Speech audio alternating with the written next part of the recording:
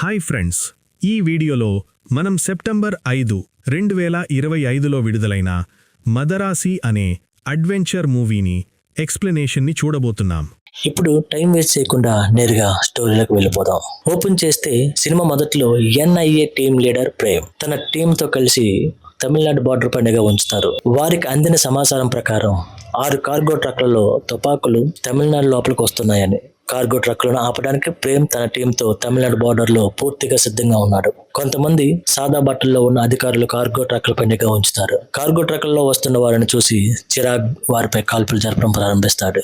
ఈ కార్గో ట్రక్కులను తీసుకొస్తున్నది చిరాగ్. కాల్పులు మొదలవగానే సామాన్య ప్రజల్లో భయంతో పాటు గందరగోళం ఏర్పడుతుంది. ట్రక్కులను ఆపడానికి ఎన్ఐఏ టీం కూడా కాల్పులు జరుపుతుంది. అప్పుడు అకస్మాత్తుగా విరాట్ ఎంట్రీ ఇస్తాడు.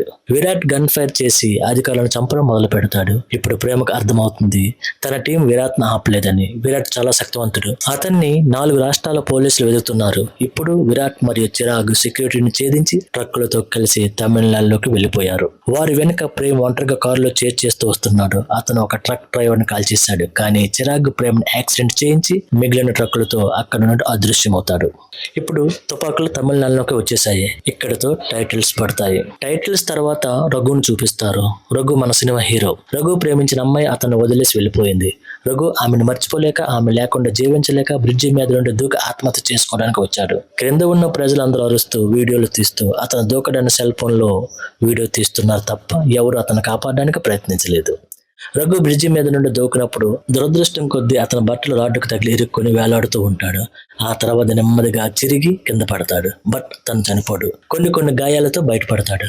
అదే సమయంలో అక్కడి నుండి కొన్ని అంబులెన్స్ వెళ్తూ ఉంటాయి. వాటిలో రఘును కూడా కూర్చొని పెట్టుకుని హాస్పిటల్కి తీసుకుని వెళ్తారు. రఘుతో పాటు హాస్పిటల్లో ప్రేమ్ అండ్ ఇతర అధికారులు కూడా చేరుతారు. ట్రీట్మెంట్ పూర్తయిన తర్వాత రఘు తన లవ్ స్టోరీని చెప్పి విసిగిస్తూ ఉంటాడు ప్రేమ్ని. ప్రేమ్కి తన ఇన్ఫార్మర్ నుండి ఆ ట్రక్కుల స్థలం గురించి తెలిసింది. ప్రేమ్ టీంలో ఒక అధికారి విరాట్ మరియు చిరాగ్ టీంలో ఉన్నాడు. ఆ స్థలం ఒక గ్యాస్ సిలిండర్ ఫ్యాక్టరీది. ఇది ఒక మంత్రికి చెందినది.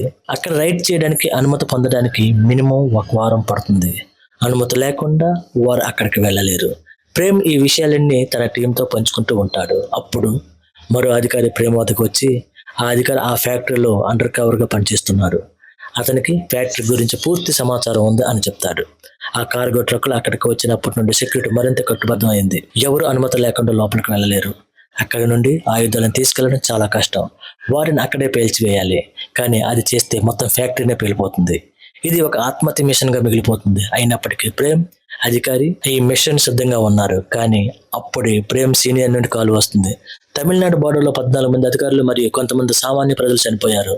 దాంతో ఇప్పుడు వారు ఒక్క మరణాన్ని కూడా తీసుకోవడానికి సిద్ధంగా లేరు అని మాట్లాడుతూ ఉండగా అప్పుడే రఘు రూప్ నుండి దూకాడు.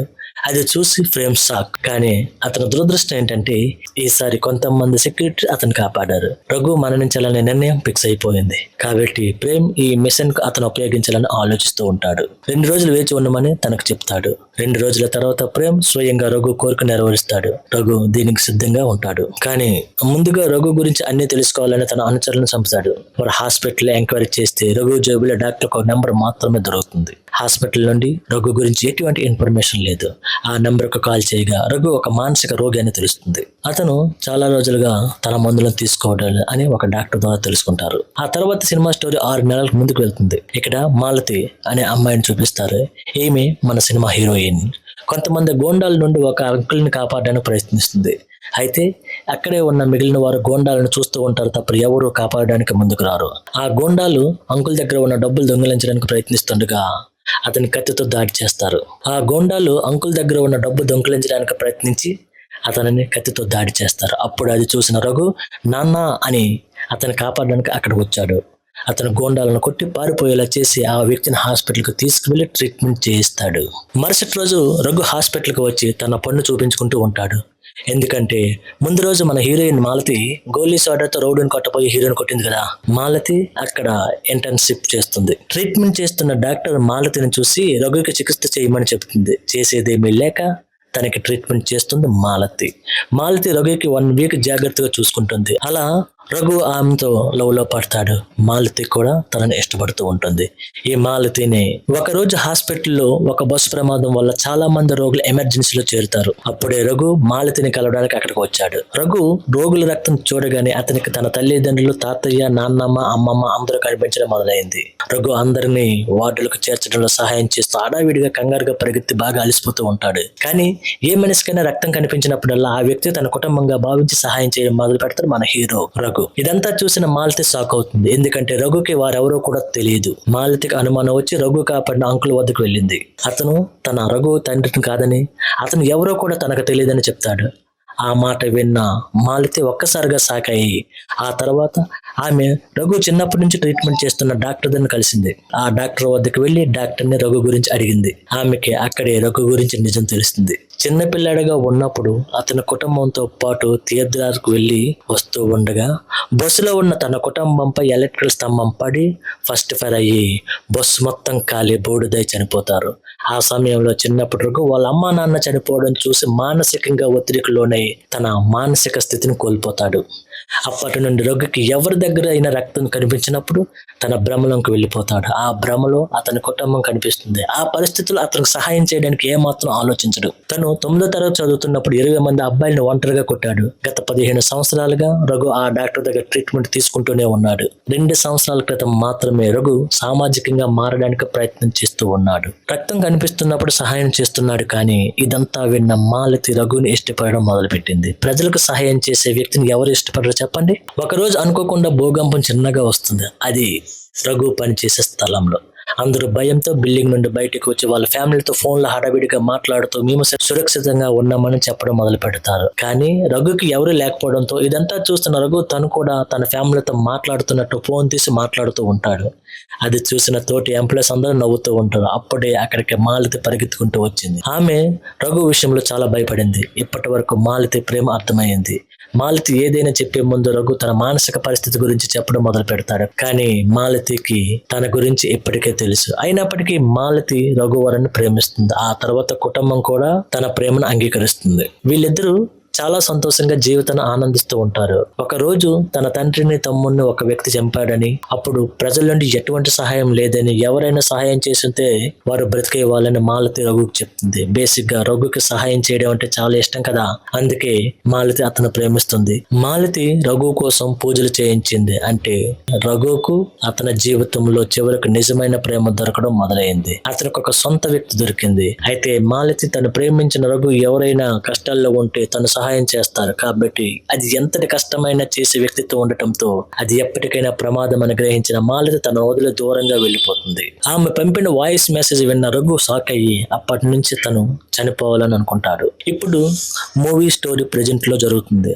అయితే ప్రేమ్ రఘు గురించి తెలుసుకున్న తర్వాత ఒక మానసిక రోగిని ఈ మిషన్ లోకి తీసుకురావడం చాలా ప్రమాదకరం. కానీ ఆ ఫ్యాక్టరీ మంత్రిది. అక్కడ ఒక పెద్ద సిండికేట్ ఉంది. వారు ఎవరికైనా నమ్మకం ఉంచలేరు. ఆ ఫ్యాక్టరీలోకి ఎవరు వెళ్ళాలన్నా రావాలన్నా బాగా స్ట్రిక్ట్ పెట్టి ఐడెంటిటీ వెరిఫికేషన్ చేస్తూ ఉంటారు.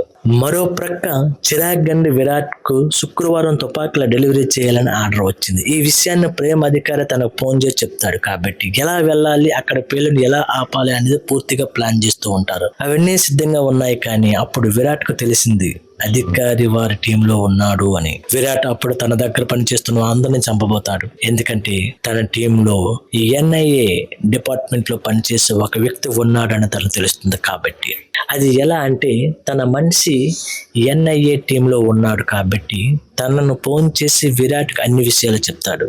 ఈ విషయం తెలుసుకున్న విరాట్ అందరినీ చంపే ముందు ఒక NIA అధికారి తన టీంలో ఉన్నాడని తన స్నేహితుడి గురించి చెప్తాడు. తద్వారా విరాట్ ఆ ఇద్దరిని మాత్రమే చంపి రిలాక్స్ అవుతాడు. కానీ ఇప్పుడు అతను తుపాకులను రేపు డెలివరీ చేయబోతున్నాడు. అందులో ఒకడు బ్రతికిన అధికారి ప్రేమకు ఫోన్ చేసి పూర్తి విషయం చెప్తాడు. వారి టీంలో ఉన్న వ్యక్తి గురించి కూడా చెప్తాడు. ఆ తర్వాత రఘుని నకిలీ ఐడితో ఆ ఫ్యాక్టరీలోకి పంపిస్తారు. త్యాగం గురించి ఎవరికి తెలిసిపోవచ్చు. కానీ రఘు తను చేసిన పనిని మాలతికి మాత్రం చెప్పాలని ప్రేమకు చెప్తాడు. ఎందుకంటే మాలతి అతను మర్చిపోయాడని వదిలేసింది. కానీ ఇప్పుడు అతను సహాయం చేయడానికి తన ప్రాణాలను కూడా ఇవ్వబోతున్నాడు. రఘు ఫేక్ ఐడితో ఫ్యాక్టరీ లోపలికి ఎంటర్ అవుతాడు. ఈవినింగ్ టైంలో రఘు ఫ్యాక్టరీలో ఉండిపోతాడు. విరాట్ ఫ్యాక్టరీలో ఫుల్ గా మందు తాగి ఉంటాడు. ఫ్యాక్టరీలో రఘు దాక్కున్నాడు. ఈ విషయం సీసీ కెమెరాల ద్వారా సెక్యూరిటీ చూసి ఫోన్ చేసి విరాట్ కి చెప్తారు. అప్పుడు విరాట్ తన మనసులతో అతను వెతకమని చెప్తాడు. తన గ్యాంగ్ అంతా రఘు కోసం ఫ్యాక్టరీ అంతా వెతుకుతుంది. ఇటు ప్రక్క రఘు ఆ తుపాకులతో ఉన్న ట్రక్కులను పేల్చాలని లైటర్ వెలిగించడానికి ప్రయత్నం చేస్తూ ఉంటాడు. కానీ అది వెలగదు. అది చూసిన గ్యాంగ్ బయటికి పంపడానికి అతని మీద అటాక్ చేస్తారు. ఇద్దరి మధ్య ఫైట్ జరుగుతుంది. చంపడం ఇష్టం లేక ప్రేమకు ఫోన్ చేసి తన గురించి చెప్తాడు. ఆ విషయం తెలుసుకున్న ప్రేమ్ ఒక్కసారిగా షాక్ అయ్యి నమ్మలేనట్టుగా ఫోటో తీసి పంపించమని చెప్తాడు. రఘు విరాట్ ఫోటో తీసి పెట్టడంతో అది చూసిన ప్రేమ్ విరాట్ చాలా డేంజర్ అని, అతను బతికి ఉంటే చాలా మంది చనిపోతారని, తన గురించి పోలీస్ డిపార్ట్మెంట్ చాలా రోజులుగా వెతుకుతుందని, కాబట్టి అతను చంపేయమని ప్రేమ్ చెప్తాడు. ఇంతలో విరాట్ ఫోన్ వస్తుంది. రఘు విరాట్ ఫోన్ లోనే మాట్లాడటంతో ప్రేమను వెయిట్ చేయమని చెప్పి Virat friend Chirag phone lift చేస్తాడు. చిరాగ్ విరాట్ ను చంపవద్దని రఘును బ్రతిమలాడతాడు. ఒకరు విరాట్ ని చంపమంటే మరొకరు విరాట్ ని చంపవద్దని చెప్పడంతో కన్ఫ్యూజన్ లో ఇద్దరికి కాన్ఫరెన్స్ కలుపుతాడు. అప్పటికే మాలతి విషయం ప్రేమ రఘుకు చెప్పడంతో ఆమె రఘుతో మాట్లాడుతూ ఉంటుంది. ఈ విషయం విన్న చిరాగ్ నువ్వు విరాట్ ని చంపితే నేను నీ గర్ల్ ఫ్రెండ్ చంపేస్తానని వార్నింగ్ ఇస్తాడు. అదే విన్నటువంటి రఘుకు చాలా కోపంతో విరాట్ ని వెంటనే కాల్చి చంపేస్తాడు. ఇప్పుడు రఘు మాలతిని ఎన్ఐఏ తన సేఫ్ హౌస్ కి తీసుకెళ్లిపోతుంది. ఎందుకంటే ఇప్పుడు వారి ప్రాణాలకు ప్రమాదం ఉంది కాబట్టి. మాలతి రఘుని చాలా కోరుకుంది. తను ఎందుకు తన ప్రాణాలు ఇవ్వడానికి వెళ్ళాడని. ఆమె అతని కోసం మందులు కూడా తెచ్చింది. మరో ప్రక్క హాస్పిటల్లో ఉన్న విరాట్ ని చూపిస్తారు. ఇప్పుడు మీకు డౌట్ రావచ్చు, అదేంటి చంపేశాడు కదా మళ్ళీ హాస్పిటల్ ఎలా ఉన్నాడు అని. ఫ్యాక్టరీలో కాల్పులు జరుపుతున్నప్పుడు విరాట్ కు స్పృహ వచ్చింది. అతనే స్వయంగా విరాట్ ప్రాణాలను కాపాడడానికి అతను బయటకు తీసుకొచ్చి హాస్పిటల్ అడ్మిట్ చేస్తాడు రఘు. ఇంకో విషయం ఏంటంటే ఇప్పుడు విరాట్ కి మాత్రమే ఆ తుపాకీల ట్రక్కుల గురించి తెలుసు. కాబట్టి విరాట్ స్పృహలోకి వచ్చే వరకు వేచి ఉన్నారు. ఇప్పుడు తన కొడుకును 2 రోజుల్లో వారి టీంలో ఉన్న ద్రోహులను వెతకమని చెప్తాడు. రఘు అండ్ మాలతి తిరిగి ఎన్ఐఏ హెడ్ క్వార్టర్ కి పంపాలని నిర్ణయించుకుంటారు. ఎందుకంటే చిరాగ్ మాలతి రఘులను వెతుకుతూ ఇక్కడికి వస్తే విరాట్ బ్రతికి ఉన్నాడని కూడా తెలిసిపోతుంది కాబట్టి. అందుకే చిరాగ్ను ఇక్కడ నుండి దూరంగా ఉంచాలన్నది వాళ్ళ ఉద్దేశం. ప్రేమ్ మాలతికి అన్ని విషయాలు చెప్తాడు. విరాట్ కారణంగా తమిళనాడు రాష్ట్రానికి ఎంత ప్రమాదం ఉందని, రాష్ట్రంలో శాంతి నెలకొల్పాలంటే చిరాకుని ఇక్కడికి రానివ్వకూడదని. అప్పుడు మాలతి పరిస్థితి అర్థం చేసుకుంటుంది. ఇప్పుడు మాలతి రఘుని హెడ్ క్వార్టర్ పంపిస్తారు. అక్కడ మాలతి రఘుకి క్లియర్ గా వివరిస్తుంది. అతను ఎన్ఐకు సహాయం చేసి ఎన్ని ప్రాణాలు కాపాడాడు, ఎంతమందికి సహాయం చేశాడు అని. ఆ తర్వాత మాలతికి రఘు మందులు సేఫ్ హౌస్ లో మర్చిపోయిందని గుర్తొస్తుంది. అప్పుడు రఘు మాలతి చెప్పినట్లు మందులు తీసుకురావడానికి సేఫ్ హౌస్ కు వెళ్తాడు. చిరాగ్ తన అనుచరుల చేత హెడ్ క్వార్టర్ బయట నిఘా ఉంచుతాడు. చిరాగ్ మాలతి సమాచారం తెలుసుకుని దాడి చేస్తాడు. చిరాగ్ విరాట్ మరణానికి ప్రతీకారం తీర్చుకోవడానికి మొత్తం డిపార్ట్మెంట్ హెడ్ క్వార్టర్ పేల్చి వేయడానికి సంసిద్ధమవుతాడు. ఈ విషయం ప్రేమ్ అనుచరులు తనకు ఫోన్ చేసి చెప్తారు. ఈ విషయం తెలుసుకున్నప్పుడు హెడ్ క్వార్టర్ కు బయలుదేరుతారు. అప్పుడే చిరాగ్ హెడ్ క్వార్టర్ పై దాడి చేసి మాలతిని చంపడానికి ట్రై చేస్తాడు. మరో ప్రక్క రఘు టాబ్లెట్స్ కోసం సేఫ్ హౌస్ కు వస్తాడు. టాబ్లెట్ తీసుకుంటూ స్టాఫ్ అందరూ ఎక్కడికి వెళ్లారు, ఎవరు కనిపించలేదని సెక్యూరిటీని అడుగుతాడు. అతను హెడ్ క్వార్టర్ పై చిరాగ్ దాడి చేస్తున్నాడని, దాన్ని ఎదుర్కోవడానికి స్టాఫ్ అందరూ వెళ్లారని చెప్తాడు. ఒక్కసారిగా రఘు షాక్ అయి వెంటనే విరాట్ ఫోన్ తీసుకుని చిరాగ్ ఫోన్ చేస్తాడు.